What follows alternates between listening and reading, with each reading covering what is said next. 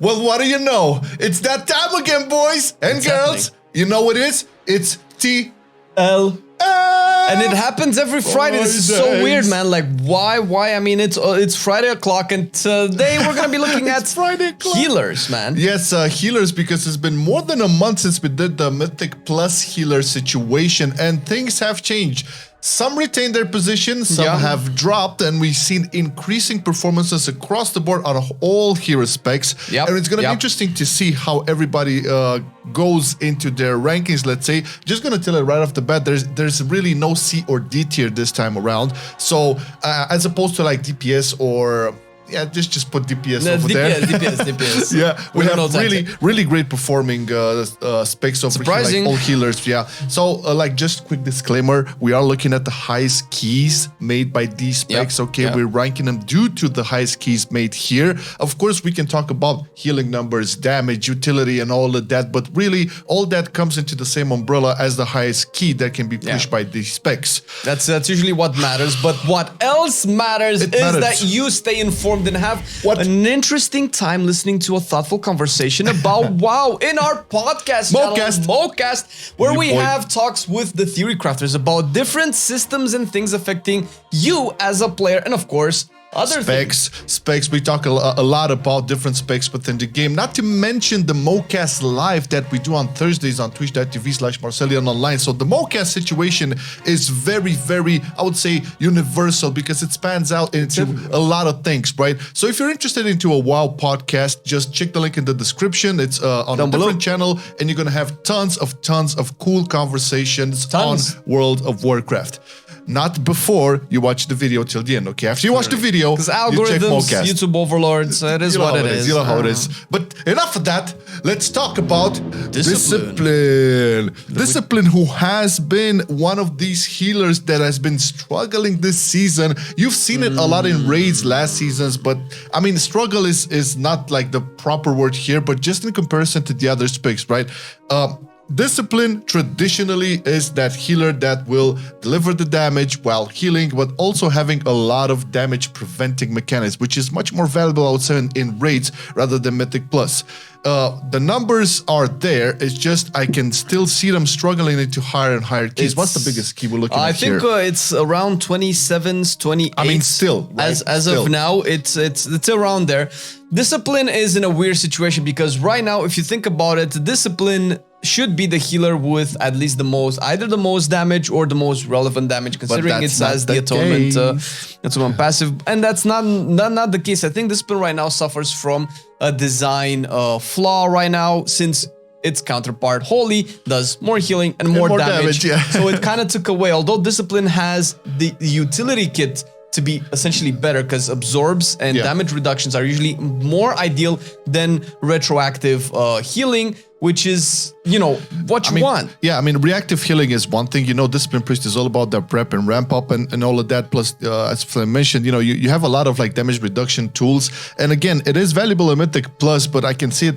I mean, it was much more valuable in raids just due to large groups and bigger mechanics. But that being said, Discipline Priest is not a D or C tier. It's actually the B tier here. And this is because you're going to see the next specs are pushing higher keys. So again, guys, want to make it clear, it's not about the numbers they can put out or the fact that, I don't know, they don't have enough mechanics within the specs to deal with some. No, it's just some other specs right now are performing better all across the board and doing higher keys. Maybe that's a choice. Yeah, and just to point it out, because I know this is a contentious topic, healers shouldn't do damage. Listen, these healers, everybody that's doing the highest keys, do plenty of healing. Once you master that, then damage is the next on the board, because that's just how the content is.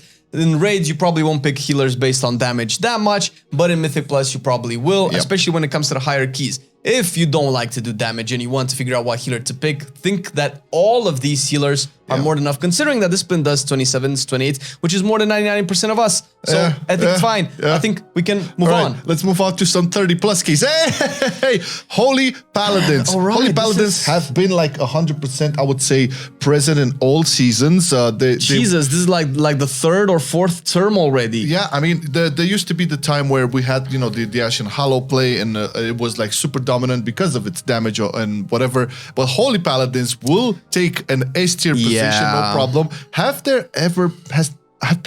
Holy Paladins, have they ever been in less than S tier? This expansion, I don't believe so. Not enough to be you know, memorable. But like you said, I think Holy Paladins were most of the time compared with Discipline Priest because they had damage reduction, which was really good, and they also had damage. Especially in the last couple of years, the damage of Holy Paladins was more or less relevant.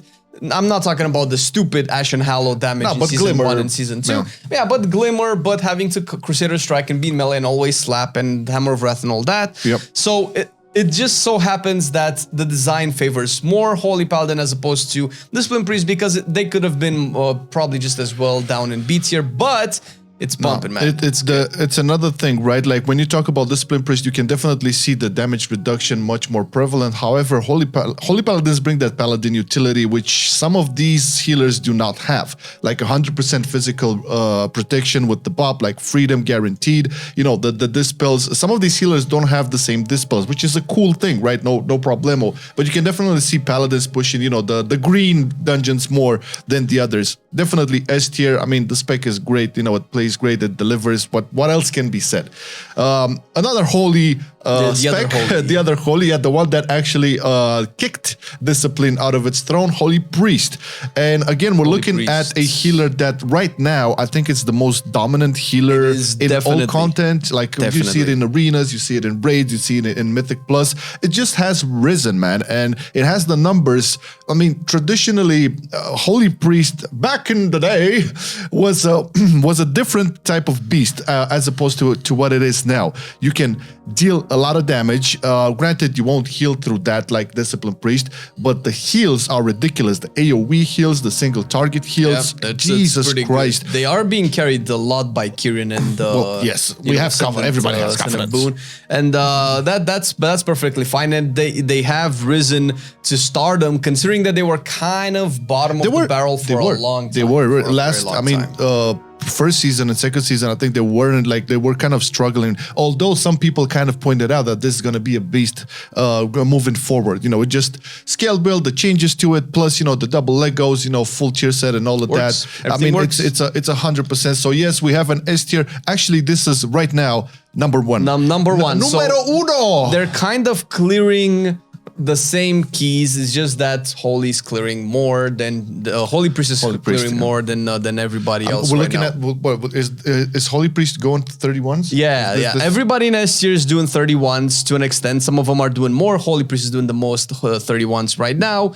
Then Holy Paladin, and then I don't know if we're gonna have any others here. You're gonna have to watch the video until the end because we're moving on. Moving on to the monk, you know, the one that mystifies the mists, that breaks the fog and uses it to heal everybody. I love this healer so much, and I'm happy for its progression because Mistweaver monk is it still like the least favorable scene healer in the community? Yeah, I guess it has this. You know, community perception is a bitch, man. But don't get it twisted. Mistweaver monk is a beast, and we're looking here at around, I would say 28, 29s probably. It's just out there, so it's about 8 tier Mistweaver. Yeah, places it into 8 tier for sure. Which is we haven't seen. I don't think we have seen a closer balance between all of the healers as we do now, where they're like very one close. or two keys apart, pretty much all of them. Yeah. Discipline is a little bit on the lower end, but other than that, Mistweaver is like keeping it close to with the top dogs, which is nice to see considering the reception it had pretty much the entire expansion so far. It didn't do too great I would say except for this season, it didn't do great at all. But at this point, again, benefiting a lot from the tier sets, from the double Legos and such. Plus, you can kind of see it sort of like a Holy Paladin in the sense that, you know, it's going to be up there and kicking and fisting and all of that. Yeah. This is the thing. It has a lot of like panic buttons, but it doesn't really have like the super defensive mechanics, right? So it has throughput, no doubt about it, and it has its utility. I mean, we always talk about it, Ring of Peace and Mystic Touch and all of that in caps, but like as opposed to the rest of the healers, it still hasn't received any sort of like 100% clear defensive option for apart from like Cocoon. There's no really... Yeah, and you did point out something very important that is actually very good that we're doing this tier list right now, because the monk utility is very desirable in certain group compositions. You do want Ring, you do want Mystic Touch, you do want Incap, you do want all of that good stuff, especially the Dispels. However, with the recent buffs to Windwalker, we're probably going to see groups that really want a monk mostly prefer Windwalker over any other spec. True, so yes. likely by the end of the season, Mistweaver might not be that good, but it's good to take into consideration the tier list now because nothing particularly changed to the healers. They didn't receive any buffs or nerfs. Mistweaver is still really good. It's likely that people will play it less and less as we go further into the season, likely season 4. That just doesn't mean that it's going to be bad. It just means people preference. Yeah, but still, 28s, 29s, I mean, come on. Do you do that like on a Mistweaver? If you don't, I mean, there's no point on saying Mistweaver is bad. All right, Restoration Druid, another of our favorites. This was like the one that has fallen, but it's really tricky, all right? So we have to make it really clear. This was S tier last time, like a month and it's okay. So Resto Druid is clearing. I think the top Resto Druid has cleared a 30 or 2 key. It's just not as prevalent as the other one. So I would say we put Resto Druid in top of the A tier. It could be very close to the others. Either people don't play it enough, or they just don't need that utility as much as they would need the Holies utility and stuff like that. However, the potential is there. Resto Druid is nudging into the 30s as we speak, a little bit above Mistweaver, but they're still pretty close. And as much as I've seen so far in Mythic Plus, it's also banking on the damage. I'm seeing a lot of Resto Druids maximizing that dot damage, that Circle of Life and Death, that whatever legendary is, that little red bottle thing icon. I don't know what that is. Because I know I'm playing... The red bottle. Let's call it the red bottle. It's something that if you have dots on one target, they deal more more damage. It's the general druid thing, but it is what Resto Druids are doing at the highest level of keys. And I mean, it's really nice to see that it's getting back in there, because I'm playing, the only healer that I'm playing right now is a Resto Druid. The HOTS are and you nice. pump on that motherfucker. It's surprisingly well. I think they've definitely buffed it, because my Resto Druid is pretty shitty geared. Well, it went through some changes during the course of 915 and moving 492, and again gaining the power as the other specs definitely got them there. But just to make it clear, guys, so this used to be S tier a month and a couple of days ago. But now, since we're like clearly seeing a lot more Holy Priests and Holy Paladins doing 30s and 31s especially, we haven't really seen Resto Druids getting up there yet. So if you can see like in the logs and the data, like only 1 or 2, maybe 3 keys at 30 from Resto Druid, then this is why it's like the tip of the A tier. I mean, if you want to think about it, if you really want to, you can put pretty much everybody but Discipline Priest in S tier, and you can put Discipline Priest in late A tier, and it would be like that. But that would be just a little weird tier list. But right now, what you need to know is that if you want to be a Resto Druid, you can. The dreams are real. Be a Resto Druid or be a Resto Shaman. Resto boy. I mean, Resto Shamans have seen like consistent presence through all out the seasons, and it's no surprise on this tier right now. Close it into season 4. It's again maintaining its position as an S tier. Granted, a little bit behind Paladin, but I won't say too much because there's only the number of keys done, right? It's there. You can, if you look right now, if you go on Raider.io and you check the top 100 healers, you'll see that's mostly populated by Holy Priests, then a little bit of Holy Paladins, a little bit less Resto Druids, and most likely Resto Shamans as well.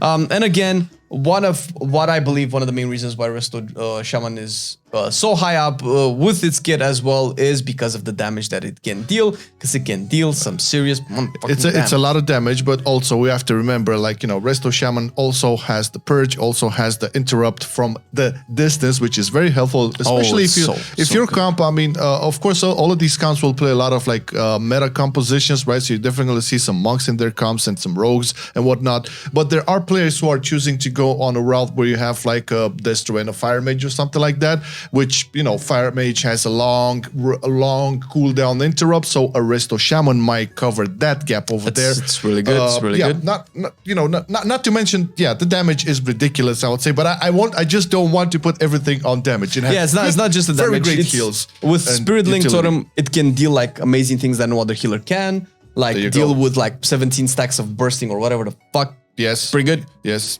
Plus the mobility. It has, all healers have their utility, but you know, Resto Shaman specifically also brings in the numbers for both heals and damage. Yeah. Now, that being said, we have a clear triangular with a 90-degree angle. It's geometrical pleasing to the eye. So because that's what we like. So as Flame mentioned, it's very, very close when it comes to the healers right now in terms of performance. Obviously, if you play any of these healers in your little group or guild or whatever, just imagine that the quote-unquote lowest ranked healer, which is Discipline Priest, is doing 27s and 28s. Something like that. If you're like going for 20s every reset, then you're gonna be fine with any of these specs. Play what you love and master what you love, not what the meta is looking at. Yes. So we have this somewhere. There's a video on this at some point. Yeah, there's a video. Our last on Cooldown video, which was added from the MO Cast podcast, was exactly about this. You should check it out because it's important. MarcelianOnline.